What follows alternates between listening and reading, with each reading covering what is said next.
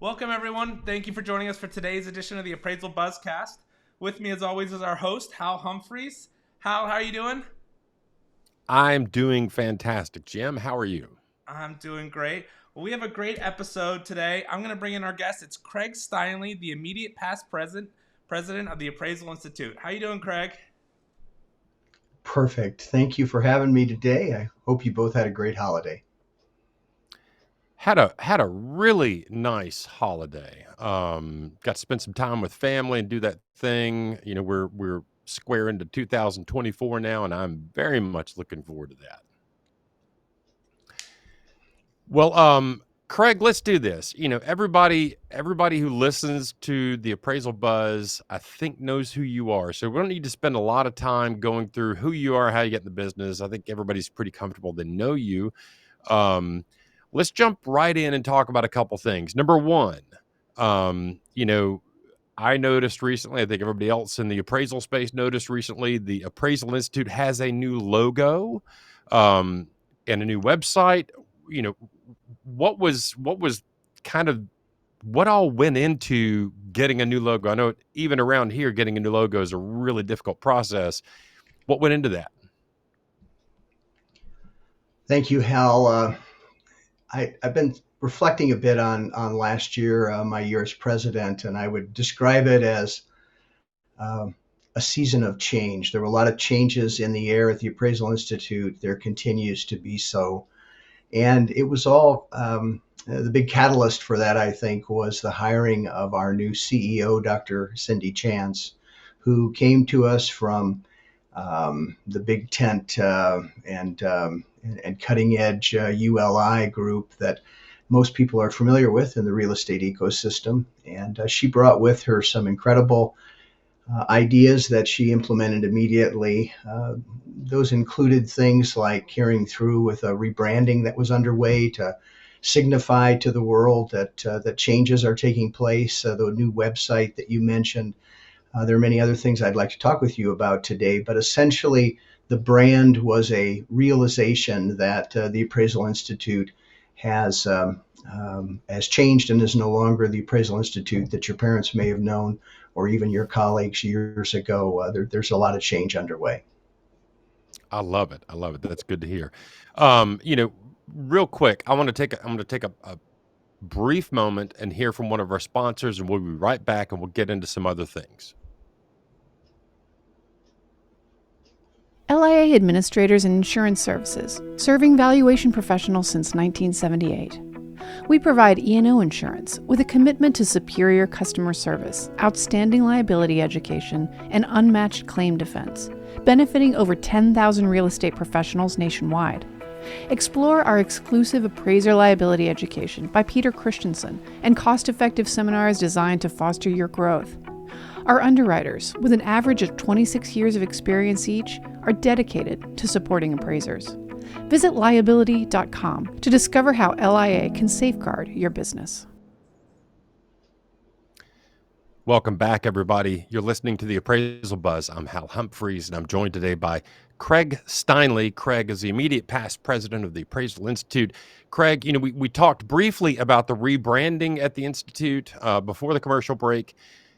You mentioned there's several other things you'd like to talk about change-wise going on. Besides the logo and the website, what other things does AI have on the horizon for 2024? We have taken great pains to try to return Hal to a focus on members and chapters first. We have 66 chapters across the country that for whatever reason in the past we have not advantaged in the best way. They're a strategic asset of the Appraisal Institute. They're the place where we can welcome folks who either already are under the umbrella or would like to know more about the organization. And so we've really changed a lot of our messaging and focus the deployment of our assets to advantage chapters, which ultimately then advantages members. And I would be remiss not to mention the complete modernization of our education delivery platform, the way in which we're going to change the delivery of that gold standard education in 2024. There's a lot that some of our competitors would like to know about that, and we've kept most of that under wraps, but there's going to be a dynamic change at the Appraisal Institute in all of that here in 2024. So I'll have more to say about that as the year goes along, Hal, but really appreciate you allowing me this space to talk about some of those dynamic changes that are well underway. I love it. And here's the thing, Craig, you and I've had several conversations along these lines. I'm a big fan of the Appraisal Institute. You guys are the repository of information for real estate appraisers, historical and current. And look, anything we can do to play along with the Appraisal Institute, we are absolutely tickled to do. Let's do this. I'm going to take one more quick break. We'll hear from another sponsor, then we'll come back and get into the meat of what I want to talk about.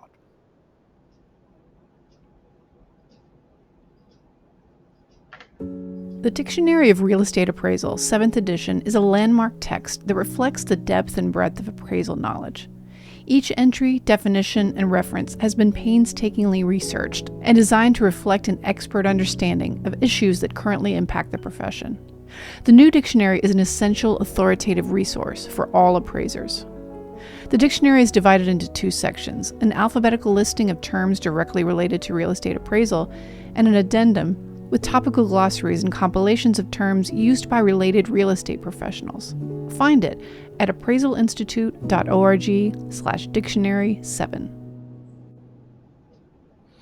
Welcome back, everybody. You're listening to the Appraisal Buzz. I'm Hal Humphreys. You just heard about the Dictionary of Real Estate Appraisal. This is a publication put out by the Appraisal Institute. I am happy to have Craig Steinley, immediate past president of the Appraisal Institute, on the show today. Craig, there are a couple of things in this appraisal ecosystem that we talked about earlier that are kind of always present.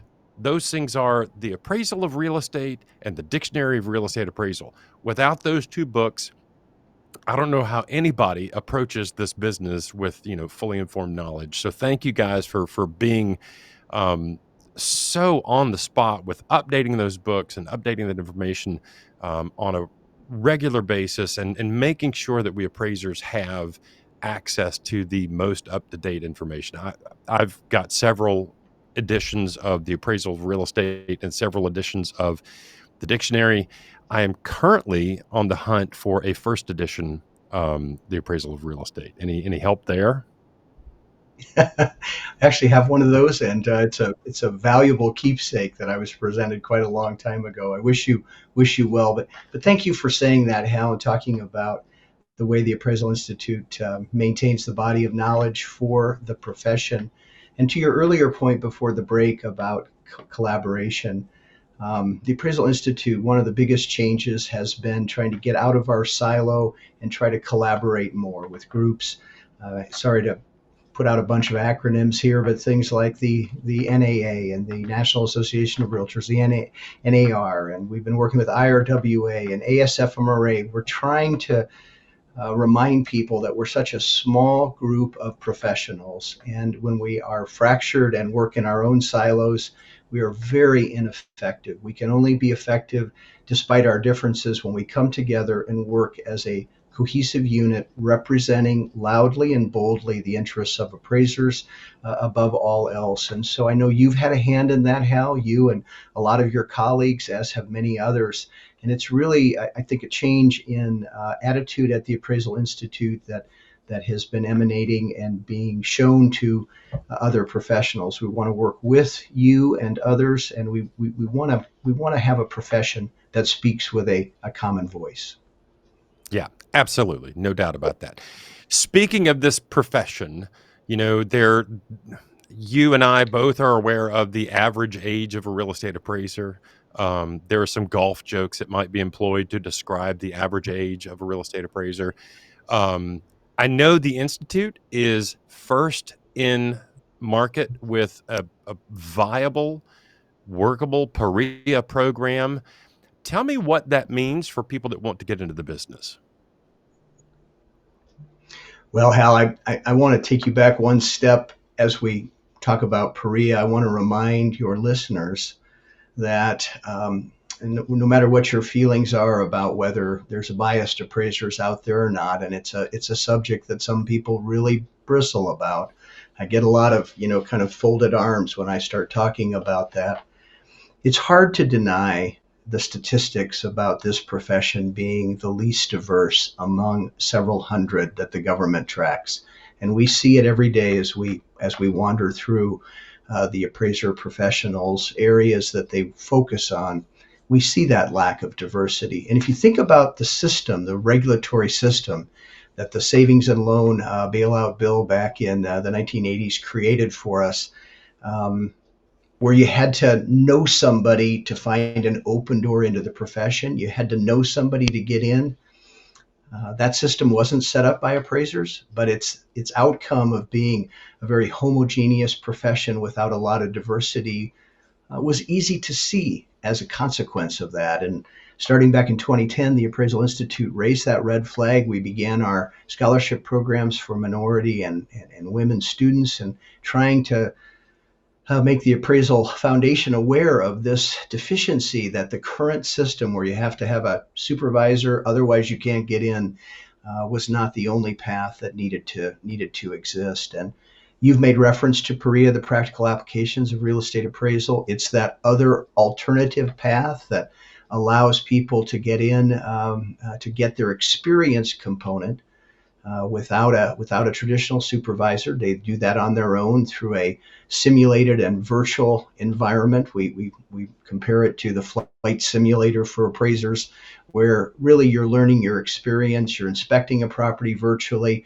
you're learning about the market conditions for that specific location of the property virtually, and then you're writing an appraisal report, just as we do every day. These folks still have to take their qualifying education, they still have to take the national exam, but that third component, the experience component, is handled by PAREA, and specifically our Appraisal Institute, PAREA. I've got some great statistics about where we are with that and its effects on diversity that I'd love to share with you.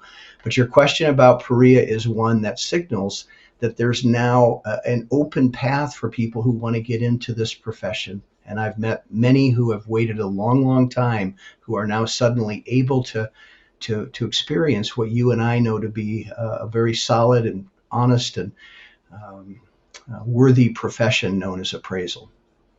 Yeah, and I would like to ask you, so one of the objections that you hear from kind of the appraisal space about PAREA is, they say it's a flight simulator, but there's nobody really there to hold their hand and show them things. You have mentors in place. Yeah, thank you for that. Our mentors at the Appraisal Institute are designated members of the Appraisal Institute. They're residential practitioners who have decided to become full-time employees of the Appraisal Institute to mentor these people through. And those of you that are familiar with PAREA know that initially the mentors are very hands-on with the students, helping them through as they look at a property and then try to understand the market conditions and the comparables as they interact with a real live MLS and real live county online systems through our arrangements that we've made with other providers. That mentoring is very intense at first, but PAREA requires by the end that the mentors have no interaction with the students, that they do the last several assignments completely on their own. And make sure that they can produce USPAP compliant reports. In terms of you mentioned no one is there with their hands on the wheel. Our research indicates that most PAREA graduates are going to come out and be employed by someone like you and me that wants to bring someone into the profession, but we don't want to take all that initial time to train someone, because unlike other professions, we can't allow trainees to do anything on their own. And so they are not really a profit center for a practice. They're really a loss generator at first. With PAREA, you hire someone who comes out of PAREA. That person knows how to write appraisal reports. They know how to analyze market data to understand adjustments and competing market forces. And then you train them on the specific things that makes your practice and your specific location the one that your competitors and your would like to be, and your clients choose. That, your practice is what you want to instill in that PAREA graduate that you've hired. But they're credentialed, they've written a lot of appraisal reports, and they're ready to really be fine-tuned and become a seasoned veteran that can help your practice in a very large way. I love it. And I'll make an analogy real quick. And I've made this analogy before, and I've gotten a little bit of pushback, but I think it makes sense. When you go to buy a hunting dog, you can buy a pedigreed dog from a breeder, and they sell it to you as a puppy, and you train it on your own. Now, historically, when someone does that, it's a real pain. They got to spend a lot of time with the dog, and it's a lot of work, and a lot of times they don't know exactly how to train the dog, so it doesn't behave right. Or you can buy what they call a finished puppy, which has been trained up to a certain point, and then they teach you how to work with the dog. I think PAREA, and again, I'm not saying that trainees are akin to puppies and dogs, but at the end of the day, PAREA produces a finished person ready to step in and start working with some fine tuning for their employer to work in their system. But it's a fantastic program, and I'm excited that the Institute is, again, first out of the box, ready to go with a workable, viable PAREA program. It's the first time I've heard you say that analogy, Hal, and I'm being a dog lover, of course, it sticks and makes great sense to me. It is exactly that. We can train our future aspiring appraisers in many different ways. One, we can have a supervisor that teaches them what they know, but you're only going to learn what that supervisor knows, and you're only going to be exposed to the business that they have. PAREA is much more broad-based. You have appraisals that you write on properties of all different genres and locations and complexities, and you're dealing with a mentor that's helping you through. So you get a broader education. You do have that credential, but I think anyone that hires a PAREA graduate is going to want to finish train them. I'll use your word, to the point where they are producing quality work that particular office expects to be put out to its clients, and that those clients expect to receive. It's really it's long overdue, and we appreciate that you're in tune with what that is, Hal, and how valuable that is to allow people to finally find a path into the profession, to find an open doorway. I love it. Now, let me ask you this. You mentioned earlier, you said you might have some stats that you'd like to share about the PAREA program through AI. Talk to me about that. Yep, we had our licensed residential module approved over the summer. We did a pilot program in July, and on mid-September, we went live with the licensed residential module. We also have a certified residential module that's been approved by the AQB, and we'll have that up here in the next couple of weeks for people to enter. But on the licensed residential module, which you have to complete, even if you're going to the certified level, you have both modules to complete. Already we've had over 100 folks that are now enrolled in PAREA. We have over 1,200 that have started what we call a readiness checklist. You know, and I'm sure many of your listeners know, that to get into PAREA, you have to have all of your qualifying education completed, and you have to prove that. You have to upload your materials to prove that. In some states, to get to the licensed residential credential, even though the AQB doesn't require it, there are college degree requirements in some states that have that additional layering. All of that has to be verified before you can even start the PAREA process. So that readiness checklist, we have about 1,200 students that are in some phase of going through that. We have another 75 that have completed the readiness checklist and haven't started PAREA. Those are the numbers. There's a lot of people that are coming online with PAREA. I'm well aware of the market conditions out there, but you and I have been through a lot of cycles. We know that this market will surely be followed by one where we don't have enough hands on deck to help with all the work that's coming. In terms of its effect, let me just tell you about what we've seen in PAREA. Over half of our PAREA students are women. That's better than the 30% of our profession that's now women. We found rather than the 90-some% being Caucasian in the profession, PAREA now has some 65% Caucasian entries and 35%, therefore, of all kinds of different ethnicities and races. We have a lot of diversity in the PAREA program. 10% of our PAREA folks are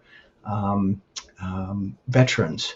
And the really interesting statistic to me, because I live in South Dakota, a little bit of a rural area, over 1/3 of our PAREA students tell us that when they graduate with PAREA and have their credential, they intend to serve rural areas that are currently underserved. So really, PAREA is changing the dynamic of the profession by allowing those folks in that haven't found that open doorway. We're going to have it affect some of the areas that we know are difficult for us, our diversity, our number of women in the profession, the rural areas that we serve, and a better way to allow veterans into the profession.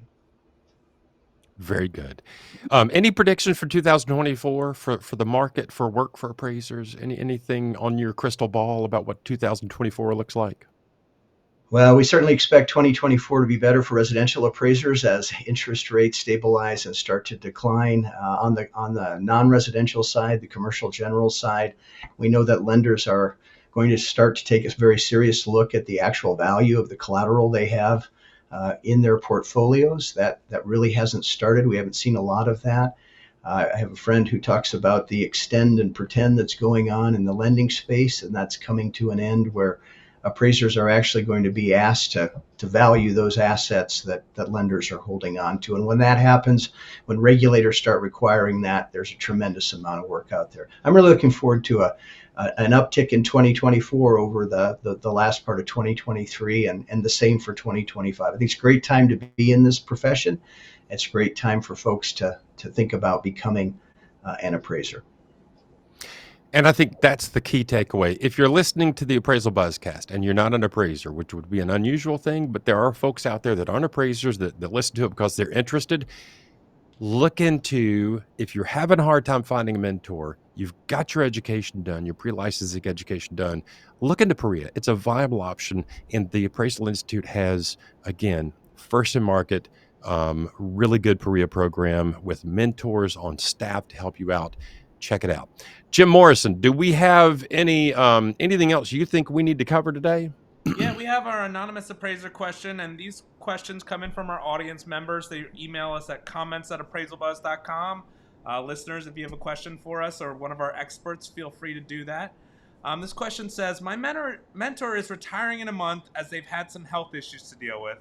I've started the process, but I'm not licensed yet. I've heard about PAREA online. Is this something I can transfer over to, or should I try and find a new mentor to complete my training? Thank Craig? you. Sorry, Hal. I would say this. Look, the AQB doesn't allow blending between the traditional supervisor trainee path and the PAREA path. It's one or the other. So it depends on how far along that anonymous appraiser is in their training. If they're not too far along, they can convert to PAREA and make sure they get all of their credit by completing the PAREA module, either licensed or certified residential, depending upon their destination.